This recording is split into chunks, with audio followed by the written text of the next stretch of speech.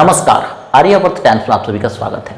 अगर बात करें सबसे बेहतर प्रोफेशन की, सबसे बेहतर कैरियर ऑप्शन की, तो हर एक माँ बाप का ये सपना होता है कि उसका बेटा बेटी या तो डॉक्टर बने या इंजीनियर बने। और सबसे महंगे प्रोफेशन की अगर हम बात कर रहे हैं, सबसे महंगे पढ़ाई की अगर हम बात कर रहे हैं, कैरियर ऑप्शन की हम बात कर रहे हैं, तो मेडिकल को सबसे महंगा कैरियर ऑप्शन माना जाता है। एक आम परिवार, एक मिडिल क्लास फैमिली या फिर लोअर मिडिल क्लास फैमिली, गरीब की तो बात ही हटा दीजिए, अपने बच्चे को डॉक्टर नहीं बना सकता, चाहे वो बच्चा कितना भी होनहार हो। बहुत सारे लोन्स की अरेंजमेंट करनी पड़ती है, बहुत सारी ऐसी चीजें होती हैं जो कि आम परिवार में देखने को नहीं मिलता है। फिर भी जब आप अपने बच्चे को बाहर पढ़ने के लिए भेजते हैं तो कितने बड़े बड़े सपने देखते हैं। और इस प्रोफेशन में तो सुरक्षा की कोई डर ही नहीं रहती कि एक मेडिकल कॉलेज में जिस तरीके की व्यवस्था होती है, इतना महंगा मेडिकल कॉलेज होता है, इतना बड़ा कैंपस होता है, इतनी सुरक्षा वहां पर होती है, सीसीटीवी कैमरा होता है, सारी चीजें होती है, वहां पर किसी भी तरीके से चिंता नहीं होता है। और होता भी है तो स्टार्टिंग में होता है। अगर आपका बच्चा पीजी करने जा रहा है, एक ट्रेनी डॉक्टर है वहां पर और वहां से पोस्ट ग्रेजुएट कर रहा है, वहां पर आप चिंतित नहीं रहते हैं कि बहुत दुनिया इसने देख लिया है और अब इसकी एक रेपुटेशन हो चुकी है और हॉस्पिटल के लिए बहुत इंपॉर्टेंट है। एक अस्पताल के लिए एक डॉक्टर से महत्वपूर्ण आखिर हो क्या सकता है। लेकिन एक मामला इसी में सामने आया है कोलकाता के आरजी कर मेडिकल कॉलेज में, जिसमें एक ट्रेनी डॉक्टर के साथ बलात्कार हो गया है। अब ये कोई आम खबर नहीं है और कोई आम ये बात नहीं है, लेकिन इसके बाद भी इस पर राजनीति की जा रही है। कुछ लोग का ये कहना है कि वो सुसाइड है, कुछ लोग का ये कहना है कि वो रेप है। अभी इसी बीच जद्दोजहद चल रही है कि एक्चुअली है क्या। लेकिन मेडिकल रिपोर्ट भी बहुत कुछ बयां कर रहे हैं और इसकी अभी जांच भी हो रही है। सभी पार्टी अपनी राजनीति रोटी सेकने पहुंच चुकी है। भारतीय जनता पार्टी का ये कहना है कि वहां पर सरकार अभी इस चीज को दबाना चाहती है। सरकार का कहना है कि हम इसको जांच कर रहे हैं। मुख्यमंत्री स्वयं ममता बनर्जी जी परिवार से मिलने पहुंची है। लेकिन बड़ा सवाल यह है कि आखिर लड़कियां सुरक्षित कहां हैं, महिलाएं सुरक्षित कहां हैं। वो जिसकी बेटी है उसने कितने बड़े बड़े सपने देखे होंगे।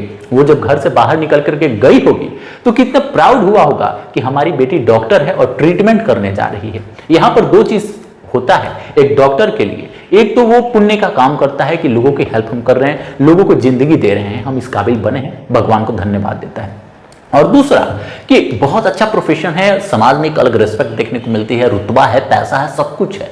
तो ये सारी चीजें सबको अट्रैक्ट करती है। प्राउड होता है उस गार्जियन को, उस पेरेंट को जिसके बच्चे डॉक्टर बन जाते हैं और इस लेवल पे चले जाते हैं, इतने अच्छे अच्छे कॉलेजेस में पढ़ाई करने लगते हैं। और वहीं पर जब ये पता चलता है कि आपके बच्ची के साथ बलात्कार हो गया है, दुष्कर्म हो गया है, उसको ना सिर्फ बलात्कार हुआ है बल्कि बुरी तरीके से पीट पीट करके मार दिया गया है, दांतों से काट काट करके मार दिया गया है, कितना दर्द उस पिता के सीने में होगा, कितना दर्द उस मां के दिल में होगा, ये शायद शब्दों में बयान नहीं किया जा सकता है। अब ये जो सारी चीजें हो रही है, पार्टियां एक दूसरे पर कीचड़ उछाल सकती है, पार्टियां एक दूसरे को गलत साबित कर सकती है, लेकिन बड़ा सवाल यह है कि आखिर हो क्यों रहा है। वो भी ये कहा गया है, बहुत सारे लोग अलग अलग तरीके से सोशल मीडिया पर वीडियो डाल रहे हैं, जिसमें कुछ वीडियोस के द्वारा ये भी बताया जा रहा है कि वो ऑलरेडी बहुत गंदी वीडियो देख रहा था जिसने लड़की के साथ दुष्कर्म किया है। और जो मामला सीसीटीवी फुटेज से पता चल रहा है या फिर वहां पर जो भी सबूत मिले हुए हैं, उससे यही समझ आ रहा है कि वो गलत वीडियो देखता था, गंदी वीडियो देखता था और पहले भी उसका बिहेवियर बहुत गलत था बहुत सारे लोगों के साथ। अब बड़ा सवाल यह है कि जब हॉस्पिटल को पता है, जब वहां पर रहने वाले लोगों को पता है कि इसका बिहेवियर अच्छा नहीं है, कोई सिक्योरिटी का कोई पार्ट बोल रहा है, तरह तरह की बातें की जा रही है, तो अगर हॉस्पिटल को यह बात पता है कि इस इंसान का कैरेक्टर सही नहीं है या फिर विचार इसका सही नहीं है, तो फिर वो हॉस्पिटल में कर क्या रहा है और उस पर एक्शन लेगा कौन। जो आज हमारे देश ने खोया है, जो आज एक पिता ने खोया है, जो आज एक परिवार ने खोया है, क्या कभी वो वापस आ सकता है। और जिस तरीके से बेरहमी से उसकी हत्या की गई है, जिस तरीके से उसके साथ दुष्कर्म किया गया है, आखिर इसकी जिम्मेदारी कौन लेगा। कोई कह रहा है राज्य सरकार का कॉलेज का है, कोई कह रहा है देश में केंद्र सरकार भी उचित कानून नहीं ला रही है। तमाम तरह की चर्चाएं और डिबेट इस पर शुरू हो चुकी है। डॉक्टर हड़ताल पर भी चले गए हैं, प्रदर्शन होने शुरू हो चुके हैं। लेकिन ये सारी चीजें दो चीजों से ही सुधर सकती है। एक तो उचित कानून व्यवस्था और दूसरा सामाजिक जागरूकता। आज हमारे परिवार के सदस्य क्या कर रहे हैं, इस पर जब हम बैठ करके जब तक चर्चा नहीं करेंगे और हमारे बच्चे, हमारे भाई, हमारे पिता कैसे वीडियोस देख रहे हैं, क्या कुछ सोशल मीडिया पर चल रहा है, कैसे चीजों को वो कंज्यूम कर रहे हैं, जब तक इन सारी चीजों पर हमारा ध्यान नहीं रहेगा तो वो दुष्कर्म करने वाले विचार कहीं अलग से नहीं आते हैं, वो हमारे आपके बीच से ही आते हैं।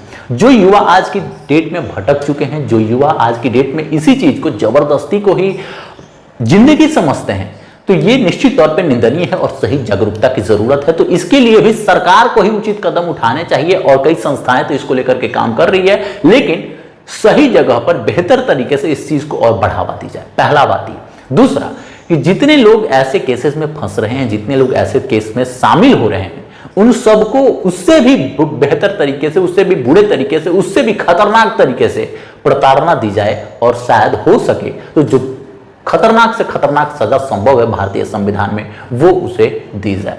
और इसको लेकर के किसी भी तरीके से कोई इसका फायदा ना उठा सके, वैसे कोई भी कानून बनाया जाता है तो ऐसा होता है कि लोग इसके गलत फायदे उठाने लगेंगे। लेकिन उसके लिए भी आज देश में काबिल ऐसे बहुत सारे लोग हैं जो बेहतर प्रावधान ला सकते हैं, और ऐसी चीजों में जो सामने दिख रहा है, जो मेडिकल रिपोर्ट में क्लियर समझ आ रही है, उसमें तो बिल्कुल थोड़ी भी देर नहीं होनी चाहिए और तुरंत एक्शन करके तुरंत सजा सुनाई जानी चाहिए, जिससे हर एक गलत करने वाले के दिमाग में, हर एक दरिंदे के दिमाग में ये बात समझ आ जाए कि अगर हम ऐसी गलती करते हैं तो फिर हमें दुनिया की कोई ताकत नहीं बचा सकती, कोई पैरवी नहीं बचा सकती, हम कहीं भी भाग करके भी नहीं रह सकते। कई देशों में इसको लेकर के तरह तरह के कानून है। भारत को भी सख्ती भी अपनानी पड़ेगी, जागरूकता भी अपनानी पड़ेगी। समाज में जागरूकता इसका सबसे बेहतर सोल्यूशन हो सकता है।